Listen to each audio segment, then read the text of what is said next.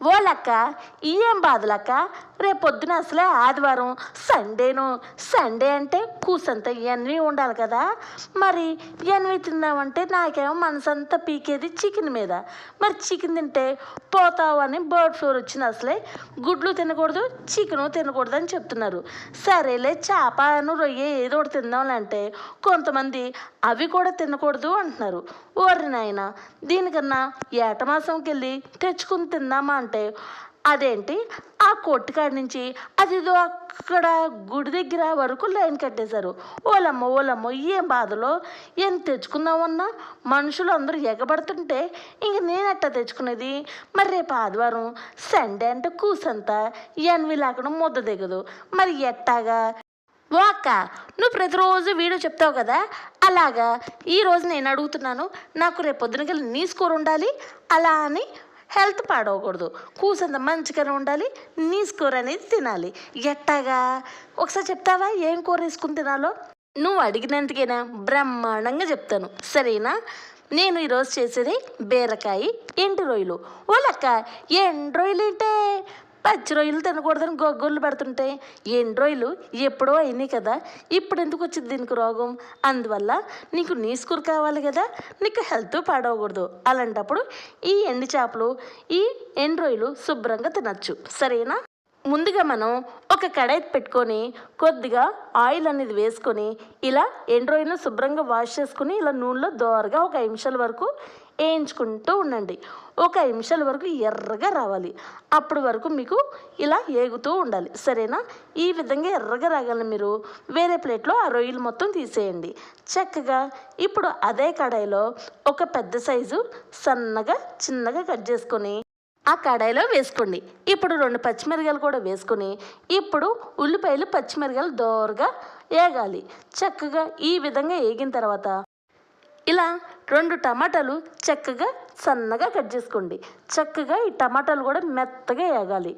ఇలా కంప్లీట్గా వేగిన తర్వాత ఇప్పుడు మీరు ఆల్రెడీ ఎండు రొయ్యల్ని శుభ్రంగా వేయించుకొని వేరే ప్లేట్లో పెట్టుకున్నారు కదా, ఆ రొయ్యలు మొత్తం వేసుకొని చక్కగా ఇలా కలుపుకొని ఒకసారి ఇప్పుడు 1 నిమిషం వరకు ఇలా వేగిన తర్వాత ఇప్పుడు 1½ టేబుల్ స్పూన్ మీ టేస్ట్ తగ్గట్టు సాల్ట్, 1 టేబుల్ స్పూన్ కారం, ½ టేబుల్ స్పూన్ పసుపు ఇలా వేసుకుని మూడింటిని ఒకసారి దోరగా వేయించుకోండి 1 నిమిషం వరకు.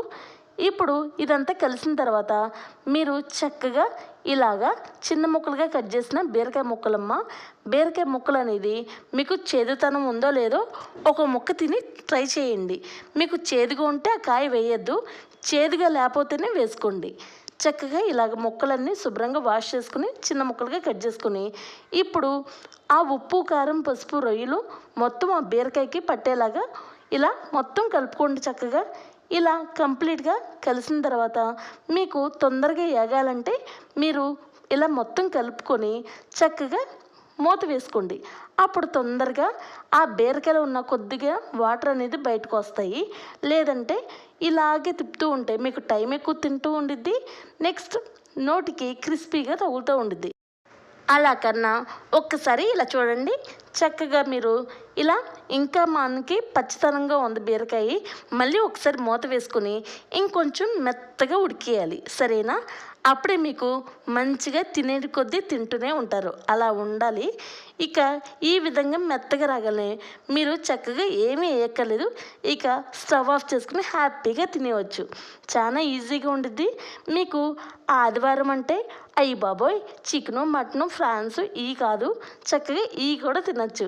ఇంకా వాటికన్నా వీటితో తింటేనే ఒక ముద్ద ఎక్కువగా తింటారు, అంత కమ్మగా ఉండిద్ది, అంత టేస్టీగా ఉండిద్ది.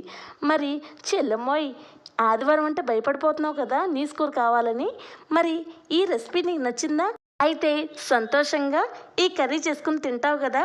మరి నెక్స్ట్ రెసిపీ నేను చెప్పేది బీరకాయ ఉప్పు చేప. అయ్యి బాబోయ్, బీరకాయ ఉప్పు చేప, ఆల్రెడీ బీరకాయ ఎండు రొయ్యలు వేసి ఉండవు కదక్క అంటే బీరకాయ ఎండు రొయ్యలు కొంతమంది తింటే కొంతమంది బీరకాయ ఉప్పు చేపని ఇష్టపడతారు.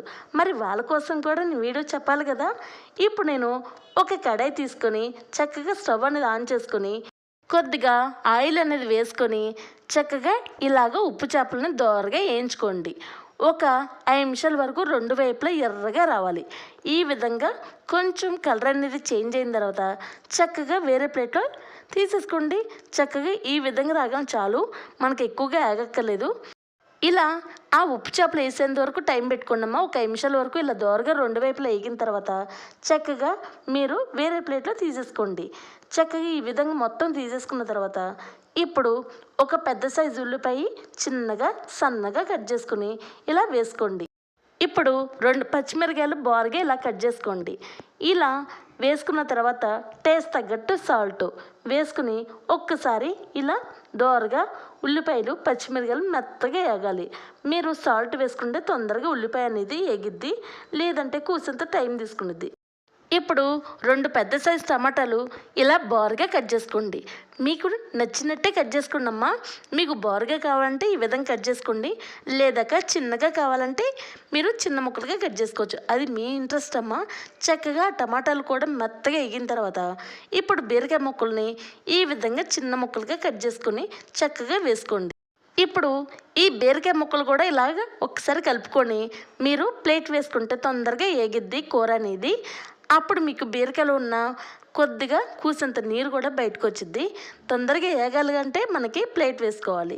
చక్కగా ఈ విధంగా వేగిన తర్వాత మీరు 1/2 టేబుల్ స్పూన్ పసుపు, 1 టేబుల్ స్పూన్ కారం అనేది నేను 1/2 కేజీ వండుతున్నాను కాబట్టి నాకు కారం అనేది 1 టేబుల్ స్పూన్ చాలు. ఇలా ఓవరాల్గా 1 నిమిషం వరకు అటు ఇటు కలుపుకొని ఇప్పుడు మీరు ఆల్రెడీ వేయించుకున్నారు కదా ఉప్పు చేపలని, ఆ ఉప్పు చేపలను మొత్తం ఇలా వేసుకొని ఒక్కసారి నిదానంగా ఇలా కలుపుతూ ఉండండి. ఒక 5 నిమిషాల వరకు ఇలాగా వేయించుకున్న తర్వాత మీరు స్టవ్ ఆఫ్ చేసుకుని హ్యాపీగా సర్వింగ్ బౌల్లో తీసేసుకోవచ్చు. ఒక్కసారి బీరకాయ ఉప్పు చేప ఇలాగని చేసుకుని తినండి. తినే కొద్దీ తింటూనే ఉంటారు. ఆ రుచే వేరు. సరేనా? మీకు ఆదివారం అంటే మీరు కూర కోసం ఎదురు చూస్తున్నారా? అయితే ఈ 2 రెసిపీస్లో మీకు నచ్చిన రెసిపీ చేసుకోండి. హ్యాపీగా కడుపారా తింటారు. మరి నచ్చిందా? చెల్లెమ్మోయ్ నీకు నచ్చినట్టే వీడియో చేశాను. మరి వీడియో కంప్లీట్గా చెప్పేశాను. మరి వెళ్ళరానా? రేపొద్దున కల్లా నెక్స్ట్ వీడియోతో వచ్చేస్తానే. బాయ్ అమ్మా. Thanks for watching. Keep smiling. ఒక లైక్, షేరు, సబ్స్క్రైబ్. ఓలమ్మో, రేపు అసలైన విషయం చెప్పడమే మర్చిపోయాను. హ్యాపీ సండేనే. సండే అంటే ఏంటి?